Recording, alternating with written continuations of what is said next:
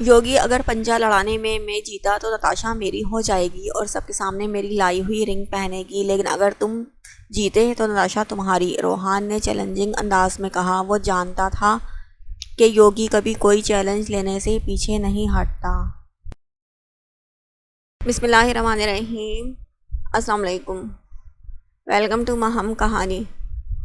Please novel کو like کر دیجئے، اگر آپ نیو ہے تو چینل کو سبسکرائب ضرور کر دیجئے، اور ناول کے بارے میں آپ نے اپنی کمنٹ میں رائے ضرور دیا کیجئے۔ چلتے ہیں ناول کی طرف۔ اس ناول کا نام ہے کوئی دل لگائے نا، اور اس کے رائٹر ہیں آئلہ نور۔ رات کی تاریکی بڑھتی جا رہی تھی، آسمان پر چمکتے چاند کی روشنی ہی اس تاریکی کو کم کر رہی تھی۔ ٹھنڈی ہوائیں اس کے جسم سے ٹکرا رہی تھیں، لیکن وہ اپنے آپ سے لاپرواہ کھڑا تھا، جیسے ان ہواؤں سے جنگ کا ارادہ ہو۔ اس کی آنکھوں میں وحشت واضح تھی۔ رات کی تاریکی میں جہاں کوئی ذی روح دکھائی نہیں دے رہی تھی، وہ چھت پر کھڑا اس تاریک رات کا ہی حصہ لگ رہا تھا۔ وہ اب چھت کی ریکنگ پر کھڑا ہو گیا تھا، اگر ذرا سا بھی ہلتا تو اس 5 منزلہ عمارت سے گر کر زمین بوس ہو جاتا۔ یہ شاید اس کی ماضی میں سرزد ہوئی غلطیوں کا نتیجہ تھا، جو آج وہ اپنی جان لینے کے در پہ تھا۔ میں نے اس کی قدر نہیں کی، اسی لیے وہ مجھے چھوڑ کر چلی گئی۔ میں ہی ذمہ وار ہوں اس سب کا، مجھے مر ہی جانا چاہیے۔ وہ خود کلامی کرتا اپنے ہوش و حواس میں نہیں لگ رہا تھا۔ وہ یہاں سے گر ہی جاتا کہ ایک مہربان نے آ کر اسے ریکنگ سے کھینچ کر چھت پر نیچے اتارا۔ مسلسل ذہنی اذیت سہنے کے بعد اب وہ لہرا کر زمین بوس ہو گیا تھا۔ عنایا اس اونچے لمبے مرد کو دیکھنے لگی جو زمین پر ڈھہ گیا تھا۔ نہ جانے کون سا روگ دل سے لگائے بیٹھا تھا جو آج اس حالت میں پہنچ گیا تھا۔ وہ نازک سی لڑکی اس دیو قامت مرد کو اکیلے اٹھا نہیں سکتی تھی، اسی لیے اس کے بھائی کو کال کرنے لگی۔ اشمل آپ ہی رک تو جائیں، میں بھی چلوں آپ کے ساتھ، وہ میری وین نہیں آئی نا، اسی لیے بابا آپ کو یونیورسٹی چھوڑنے کے بعد مجھے کالج چھوڑ دیں گے۔ وہ آندھی طوفان کی طرح گاڑی کا دروازہ کھول کر بیٹھی تھی۔ اشمل نے گھور کر اپنی چھوٹی اور شرارتی بہن کو دیکھا، جو اس کے یونیورسٹی کے پہلے دن ہی اسے لیٹ کروانے کا ارادہ کر بیٹھی تھی۔ تم پوچھ رہی ہو یا بتا رہی ہو کہ چلو گی؟ اس نے طنزیہ کہتے ہوئے اپنا بیگ گود میں رکھا۔ زمان صاحب نے ان دونوں کو گھورتے ہوئے چپ رہنے کی تنبیہ کی، اور ہمیشہ کی طرح اشمل ان کی بات مانتی چپ ہو گئی تھی، جبکہ عروسہ پر ان کی گھوریوں کا کوئی اثر ہوتا دکھائی نہ دیا تھا۔ بابا آپ ہم دونوں کے ایسے نہ گھوریں، ورنہ ٹھیک ہے نہیں جاتی میں آج کالج۔ عروسہ نے افسردہ لہجے میں گاڑی کا دروازہ کھولا ہی تھا کہ اشمل نے کھینچ کر اسے اپنے پاس بٹھا لیا۔ وہ عروسہ کے ڈرامے بازی پر جل بھن گئی۔ زمان صاحب نے بھی عروسہ کے بیٹھنے پر گاڑی آگے بڑھا دی تھی۔ آپ ہی میں سے کیا یونیورسٹی میں نئے نئے لوگ، فیشنیبل لڑکیاں اور ہینڈسم لڑکے ہوتے ہیں؟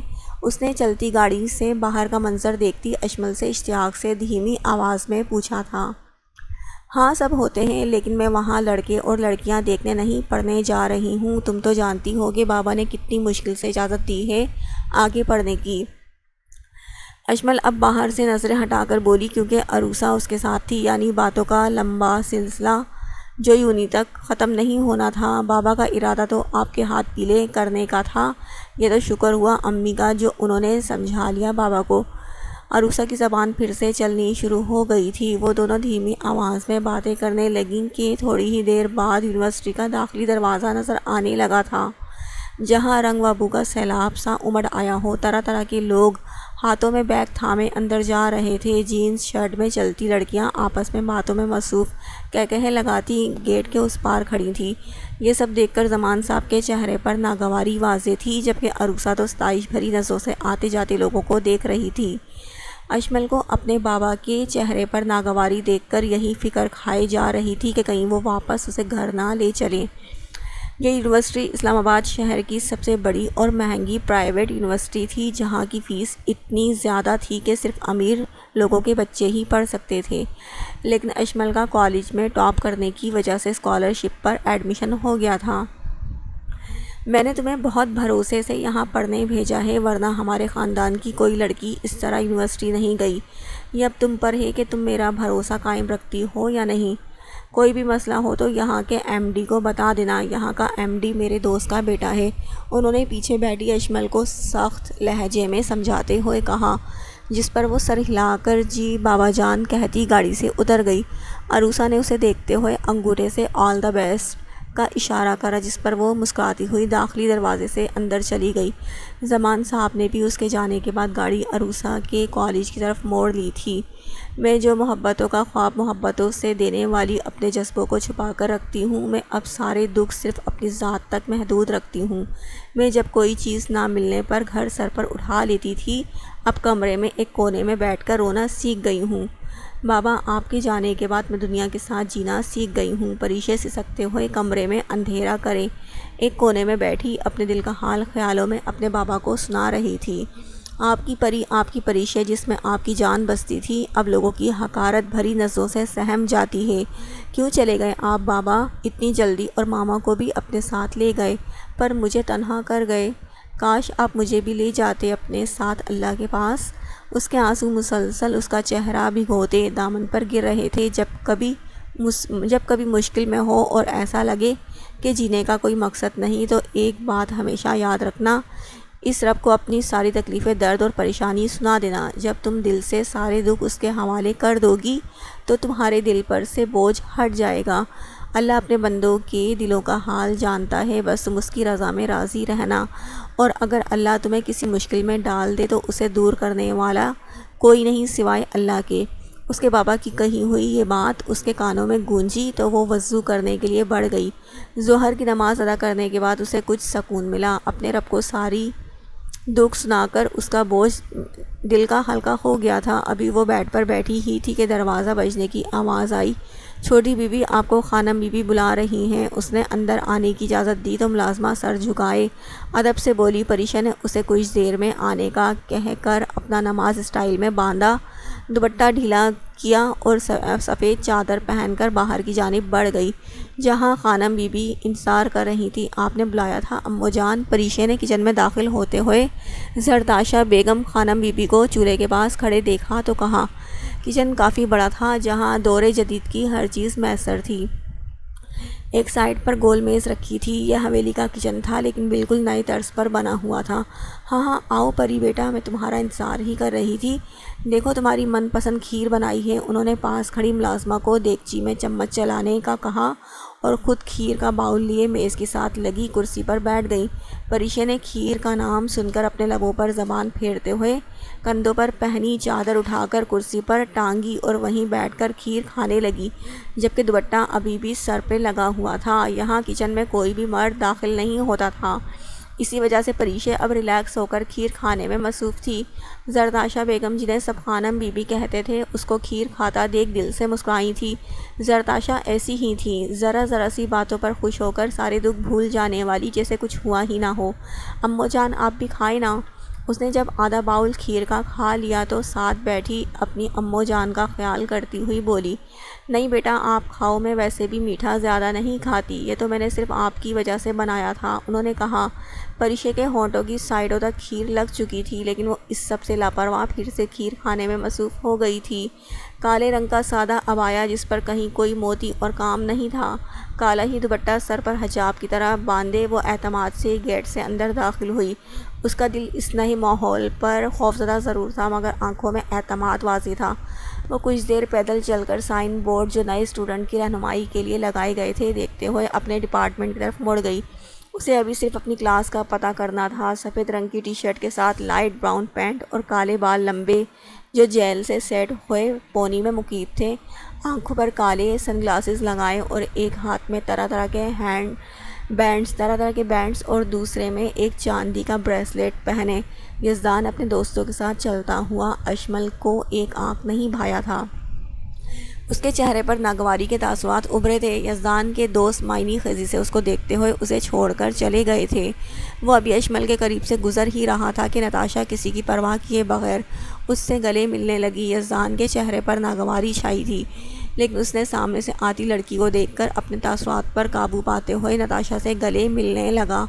اشمل ہونکوں کی طرح ان دونوں کو دیکھنے لگی جو کھلے عام بے حیائی کی حرکتیں کر رہے تھے۔ ہائی یوگی، واٹس اپ برو، ایک لڑکے نے آ کر ہاتھ سے یو کا اشارہ بنا کر یزدان کو کہا، جس پر اس نے سر ہلا کر جواب دیا اور اگنور کرتا اپنے سن گلاس اتارتا نتاشا کے ساتھ آگے بڑھ گیا۔ اشمل کو یہ یوگی نام بہت عجیب لگا اور اس لڑکے یوگی کا دوسرے لڑکوں کو اگنور کرنا بھی برا لگا تھا۔ اس کے دماغ میں یوگی کی بری امیج بن چکی تھی، کیونکہ اس لڑکے کے اتنے خلوص سے بات کرنے پر جس طرح اس نے اگنور کیا تھا، اور پھر اس کے جنگلیوں جیسے بال، مجھے کیا اس یوگی لوکی سے، میں کیوں اتنا سوچ رہی ہوں، ویسے کوئی غنڈہ موالی ہی لگتا ہے۔ اشمل بڑبڑاتے ہوئے اپنی کلاس ڈھونڈنے لگی اور کچھ ہی دیر بعد اسے اپنی کلاس مل گئی تھی۔ اشمل کی دوستی اپنی کلاس میں ہانیہ نامی لڑکی سے ہو گئی تھی، جو اس وقت اس کے ساتھ کینٹین میں بیٹھی تھی۔ اس کا دل اپنی کلاس اور باقی کی لڑکیوں کو دیکھ کر برا ہوا تھا، جو اپنے چہرے پر میک اپ لگائے اور تنگ لباس پہنے اسے ایسے دیکھ رہی تھی جیسے وہ کسی دوسرے سیارے سے آئی ہوں۔ البتہ ہانیہ اسے اچھی لگی تھی، جو حجاب کے ساتھ کرتی اور جینس پہنے ہوئی تھی۔ ہانیہ اسے بالکل عروسہ جیسی چلبلی اور شرارتی لگی تھی۔ وہ دونوں ابھی جوس اور سینڈوچ سے لطف اندوز ہوتے باتوں میں مگن تھی کہ کینٹین میں ہڑبڑی سی مچ گئی۔ سب ایک جگہ گول دائرہ بنا کر کھڑے ہو گئے تھے، شاید وہاں کوئی لڑائی ہو رہی تھی۔ ایشو چلو نہ دیکھو، وہاں لگتا ہے کوئی لڑائی ہو رہی ہے، ہانیہ پرجوش سی بولی۔ لگ رہا تھا ہانیہ کو لڑائی جھگڑے کچھ زیادہ ہی پسند ہے۔ مجھے نہیں جانا اور تم بھی بیٹھ جاؤ شرافت سے، وہ اسے آنکھیں دکھاتے ہوئے بولی، لیکن ہانیہ اس کی گھوریوں کا اثر لیے بغیر اس کا ہاتھ تھامے اپنے ساتھ کھینچ کر لوگوں کے ہجوم کی طرف آ گئی۔ یوگی، اگر پنجہ لڑانے میں جیتا تو نتاشا میری ہو جائے گی اور سب کے سامنے میری لائی ہوئی رنگ پہنے گی، لیکن اگر تو جیتا تو نتاشا تمہاری، روحان نے چیلنجنگ انداز میں کہا۔ وہ جانتا تھا کہ یوگی کبھی کوئی چیلنج لینے سے پیچھے نہیں ہٹتا۔ یوگی اور روحان دونوں ایک دوسرے سے مخالف کرسیوں پر بیٹھے تھے۔ ان دونوں کے بیچ میں ایک ٹیبل حائل تھی اور ارد گرد رش لگا ہوا تھا۔ نتاشا نامی لڑکی جینس اور ٹاپ پہنے یوگی کی طرف کھڑی تھی اور اس کی گرل فرینڈ تھی۔ روحان نتاشا کو چاہتا، لیکن نتاشا نے اس کے بجائے یوگی کا ہاتھ تھام کر اس کی انسلٹ کری تھی، جس کا بدلہ وہ آج یوگی کو سب کے سامنے ہرا کر اپنی بے عزتی کا بدلہ لینے والا تھا۔ یوگی نے کچھ سوچتے ہوئے چیلنج قبول کر لیا اور اپنا ہاتھ روحان کے ہاتھ میں دے کر ٹیبل پر رکھ دیا۔ اس کا اصلی نام یزدان تھا، لیکن ہر جگہ لوگ اسے یوگی کے نام سے ہی جانتے تھے۔ ہجوم سے یوگی کے سپورٹرز کی آوازیں آ رہی تھیں، جبکہ روحان کے سپورٹرز کم تھے۔ سب جانتے تھے کہ یوگی جیسے باڈی بلڈرز کے لیے یہ مقابلہ جیتنا بہت آسان ہے، لیکن مقابل بھی روحان تھا، جو باکسنگ چیمپئن تھا۔ یوگی کی سرد براؤن آنکھیں روحان پر جمی تھیں۔ وہ جیت ہی جاتا کہ اس نے واپس ہاتھ کو ڈھیلا کرا۔ روحان خود کو جیتے دیکھے اور زور دے کر اس کے ہاتھ کو گرانے کی کوشش کرنے لگا۔ یوگی کے ہونٹوں پر تبسم پھیلا تھا، اس نے جان بوجھ کر روحان کو جیتنے کا موقع دیا تھا۔ ہجوم میں گہری خاموشی چھائی ہوئی تھی، سب کی نظریں ان دونوں پر جمی ہوئی تھیں۔ یوگی نے اپنا ہاتھ کو ٹیبل پر لگنے سے پہلے ایک جھٹکے سے طاقت لگا کر روحان کو ہرا دیا تھا۔ اس کی شرٹ سے جھانکتے بازو کی نسیں ابھری تھیں۔ ہجوم میں یوگی کی آوازیں آنے لگی تھیں۔ اشمل تو ناگواری سے اس سارے تماشے کو دیکھ رہی تھی۔ یوگی کا امیج اس کے دماغ میں برا بن گیا تھا اور اب یہ سب دیکھ کر اس پر مہر لگ چکی تھی کہ یہ شخص سچ میں برا ہے۔ ہانیہ ایکسائٹڈ سی یہ سب دیکھ رہی تھی، تبھی اشمل اس کا بازو تھام کر رش کو چیرتی ہوئی اپنی کلاس کی جانب بڑھ گئی، جبکہ ہانیہ اس کے اس طرح سے مداخلت کرنے پر سخت بدمزہ ہوئی تھی۔ افسوس ہوا کہ تم ہار گئے، لیکن اگر اگلی بار چیلنج کرو تو تیاری کے ساتھ آنا۔ یوگی نے تمسخرانہ انداز سے روحان کو دیکھا اور نتاشا کا ہاتھ اپنی آہنی گرفت میں لیے ہجوم کو چیرتا ہوا چلا گیا۔ پیچھے بیٹھے روحان نے غصے سے پاگل ہوتے ہوئے اپنا ہاتھ ٹیبل پر دے مارا اور دماغ میں یوگی کو نیچا دکھانے کے منصوبے بنانے لگا۔ لوگوں کا رش بھی آہستہ آہستہ ختم ہونے لگا تھا۔ کیا یار، اتنا مزہ آ رہا تھا اور تم ہو کہ مجھے اپنے ساتھ لے آئے؟ ہانیہ نے منہ پھلایا تھا۔ کوئی مزہ نہیں آ رہا تھا، اتنی کوئی فضول بات پر دونوں لڑ رہے تھے، اور اس سے بھی فضول اس یوگی لوکی کا نام۔ اشمل بیزاری سے بولی۔ وہ دونوں ابھی کلاس میں بیٹھی تھی، لیکچر شروع ہونے میں ابھی کچھ وقت تھا۔ اشو، تم تو قسم سے بورنگ ہو، کتنا تو ہینڈسم بندہ تھا یار، میرا تو کرش ہی بن گیا آج سے۔ اگر تم تھوڑی دیر اور رکتی تو میں اس سے بات بھی آگے بڑھا لیتی۔ تم جیسی کو اس نے گھاس نہیں ڈالنی ہے، اس کی پہلے ہی اتنی فیشنیبل گرل فرینڈ ہے۔ اشمل بھی اس کی دہائیاں سنتی اسے چڑھانے کے لیے بولی، یہ بھی ہے، چلو کوئی بات نہیں، کرش تو بن ہی گیا ہے اب وہ میرا۔ ہانیہ اس کی بات کا اثر لیے بنا بولی۔ اشمل ابھی اس کی بات کا جواب دینے ہی والی تھی کہ کلاس میں داخل ہوتے سر کو دیکھ کر چپ ہو گئی۔ وہ پہلے ہی دن کلاس میں لیکچر کے دوران باتیں کر کے اپنا امیج خراب نہیں کرنا چاہتی تھی۔ اپنے منہ پر لگی کھیر ہاتھ سے صاف کرتے ہوئے چادر کندھوں پر ڈالے اور دوپٹہ سر پر لیے صاف گندمی رنگت والی پریشے کو دیکھ کر وہ ٹھٹک کر رکا تھا، جو کچن سے ہونٹوں پر مسکراہٹ سجائے نکل کر اپنے کمرے میں جا رہی تھی۔ مس چاکلیٹی گرل، تم نے پہلی بار کھیر کھائی ہے کیا؟ جو اس طرح سے خود کو کھلانے کے ساتھ ساتھ اپنے پورے چہرے کو بھی کھلا دی، ولی اس کو مخاطب کرتے ہوئے طنزیہ لہجے میں بولا۔ وہ کبھی پریشے کو دکھی کرنے کا موقع جانے نہیں دیتا تھا۔ اسے اپنی اس کزن سے چڑ سی تھی، جبکہ وہ باقی سب سے خوش اخلاقی سے بات کرتا تھا۔ یہ سن کر پریشے کے مسکراتے ہونٹ سکڑے تھے، چہرہ تاریک پڑا تھا اور کھیر صاف کرتے ہاتھ ساخت ہوئے تھے۔ اسے پتا تھا کہ ولی اسے مس چاکلیٹی گرل اس کی رنگت کی وجہ سے کہتا ہے۔ پریشے، ویسے تو تم کہیں سے بھی پری نہیں لگتی، جبکہ امو جان تمہیں پری کہتے کہتے نہیں تھکتی۔ میں نے تو آج تک ایسے رنگت کی پری نہیں دیکھی یار، بس تم ہی انوکھی پری ہو۔ ولی نے اس کو جواب نہ دیتا دیکھ ایک کے بعد دوسرا طنز بھرا تیر اس کے دل میں پیوست کرا تھا۔ انسان تو اللہ کی بنائی ہوئی مخلوق ہے، اگر کوئی کسی انسان کی شکل صورت کے بارے میں کچھ کہے تو وہ اس پاک ذات کی تخلیق میں نقص نکال رہا ہوتا ہے۔ ولی بھی اللہ کی بنائی ہوئی مخلوق میں نقص نکالنے کے ساتھ پریشے کا دل بھی دکھا رہا تھا۔ پریشے فق چہرے سے ولی کو دیکھنے لگی، جو سرخ و سفید رنگت کا مالک اس کا کزن تھا، لیکن اس میں انسانیت نام کی کوئی چیز نہیں تھی۔ بابا، کیا میں سچ مچ کی پری ہوں؟ 15 سالہ پری نے معصومیت سے اپنے بابا سے پوچھا تھا۔ ہاں، تم سچ مچ کی پری ہو، جو اللہ تعالیٰ کی طرف سے ہمارے لیے پرستان سے بھیجی گئی ہو، اللہ کی طرف سے اپنے بابا اور ماما کے لیے گفٹ بھیجی گئی ہو، اس کے بابا نے محبت پاش نظروں سے کہا تھا، جس پر پریشے کھلکھلا کر ہنسی تھی۔ وہ نہ جانے کتنی دیر پرانی باتوں میں بھٹکتی رہتی کہ ولی نے اس کی یہ حالت دیکھ کر اس کے آنکھوں کے سامنے چٹکی بجا کر متوجہ کیا۔ ولی اس کے چہرے پر یہی کرب بھرے تاثرات دیکھنا چاہتا تھا۔ پریشے کی آنکھیں آنسوؤں سے بھر گئی تھیں۔ ابھی اس کے آنسو چھلک کر گر پڑتے کہ وہ بھاگتے ہوئے منہ پر ہاتھ رکھے اپنے کمرے میں گئی اور دروازہ بند کر لیا۔ اس کی شکوہ کرتی آنکھیں دیکھ کر ولی ایک پل کے لیے ولی کو ملال نے آ گھیرا تھا، لیکن پھر اپنا ازلی لاپرواہ رویہ اپناتے اپنا کمرے میں آ گیا۔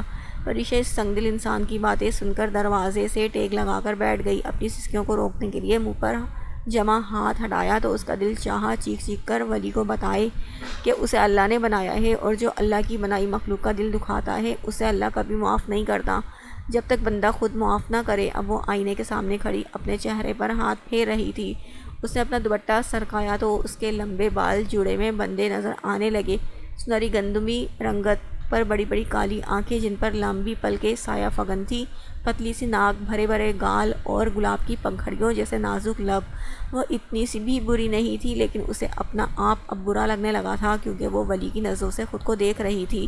اللہ میری توبہ، مجھے معاف کر دے، میں کون ہوتی ہوں خود کو کچھ کہنے والی؟ مجھے تو نے بنایا ہے میرے مالک۔ اس پر ایک پل کے لیے شیطان غالب آیا تھا، لیکن دوسرے ہی پل اس نے اللہ سے توبہ کر لی تھی اور آئینے کے سامنے سے ہٹ کر اپنے بستر پر آ گئی تھی۔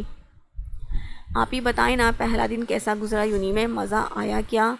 کیسے لوگ تھے؟ اور لڑکیاں تو کتنی فیشنیبل ہوں گی وہاں کی، اور ایک ہم ہیں جو گھر میں بھی فیشن نہیں کر سکتے۔ اشمل جو تھکی ہاری آئی تھی، عروسہ کی چلتی زبان کو دیکھ کر بستر پر ڈھہ گئی۔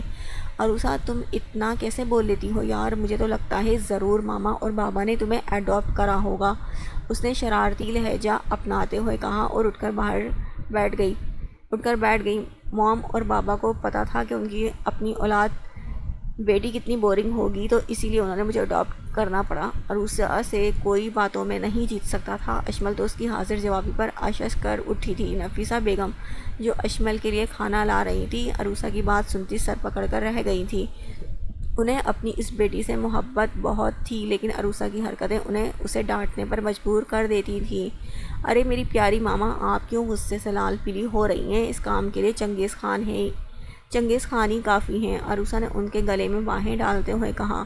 اس افتاد پر وہ گرتے گرتے سملی تھی۔ اشمل کھانے کے ساتھ عروسہ کی باتیں سنتی ہنس رہی تھی۔ پٹو گی میرے ہاتھ سے تم؟ اور کون اپنے باپ کو چنگیز خان کہتا ہے؟ انہوں نے اس کا کان مروڑتے ہوئے کہا۔ ماما، اگر آپ کو چنگیز خان نہیں پسند تو جلاد ہی کہہ لیں۔ عروسہ نے ہنستے ہوئے اپنا کان ان سے چھڑایا اور اپنی بلی کو فرش پر سے اٹھا کر گود پہ رکھا۔ یہ بلی عروسہ نے چند سال پہلے ہی پالی تھی، لیکن زمان صاحب کو اس بات کا بالکل پتہ نہیں تھا۔ ارے میرا بیبی کہاں تھا اتنے ٹائم سے؟ ماما لیٹ ہو گئی تھیں کالج سے، اسی لیے آپ ناراض مت ہونا۔ جوئی اس کی بلی کے لاڈ اٹھاتے دیکھ کر نرگس بیگم نے اسے گھورا تھا۔ اس کے حکم کی وجہ سے وہ بلی صرف ان دونوں کے کمرے تک محدود رہتی تھی۔ جوئی تمہاری بلی کم بیٹی زیادہ لگتی ہے، عروسہ جس طرح تم اس کے لاڈ اٹھاتی ہو اتنا تو اس کی ماں نے نہیں اٹھائے ہوں گے۔ اشمل کھانا کھا کر ہاتھ دھونے چلی گئی۔ نرگس بیگم بھی ان دونوں کو اکیلا چھوڑ کر کچن میں رات کے کھانے کی تیاری کرنے چلی گئی تھیں۔ میں اس کی ماں ہی ہوں، ہے نا میرا پالا شاہ بیبی؟ اس نے جوئی کا چہرہ اپنے پاس کرا اور اس کے گال پر بوسہ دیا۔ جوئی بھی اس کے پیار کو دیکھ کر میاؤں میاؤں کرنے لگی تھی۔ اشمل ہنستی ہوئی بیڈ پر آ کر لیٹی اور تھکن کی وجہ سے جلد ہی نیند کی وادیوں میں گم ہو گئی تھی۔ یہ ان دونوں کا مشترکہ کمرہ تھا، لیکن بیڈ الگ الگ تھے، کیونکہ اشمل کا کہنا تھا عروسہ نیند میں بالکل بے ہوش ہو کر ٹیڑھی میڑھی سوتی ہے، اسی وجہ سے دونوں کا کمرہ ایک لیکن بیڈ الگ تھے۔ پورے کمرہ پنک کلر کی تھیم سے سجا ہوا تھا۔ عروسہ بھی اسے سوتا دیکھ جوئی کو لے کر صحن کی جانب بڑھ گئی تھی۔ وہ شراب کے نشے میں دھڑ لڑکھڑاتا ہوا سیڑھیاں چڑھ رہا تھا۔ گریبان سے شرٹ کھلی ہوئی تھی، آنکھیں نیند کی شدت سے لال ہو رہی تھیں۔ وہ لڑکھڑا کر گر ہی جاتا کہ اس نے ہاتھ سے ریکنگ کو تھاما تھا۔ یزدان آج بھی پی کر آئے ہو کیا؟ بیٹا یہ صحت کے لیے اچھا نہیں ہے، اور اگر تمہارے ڈیڈ کو پتہ چلا تو انہیں بہت غصہ آئے گا۔ اپنے پیچھے سے آتی آواز پر اس نے مڑ کر دیکھا، جہاں نسرین بیگم فکر مند کھڑی تھیں۔ میں نے پی ہے۔ ہاں کیا کر لیں گی آپ؟ اور جا کر لگا دے آگ آپ میرے اور ڈیڈ کے بیچ، اور میرا ان کا جھگڑا ہوگا، یہی تو آپ چاہتی ہیں۔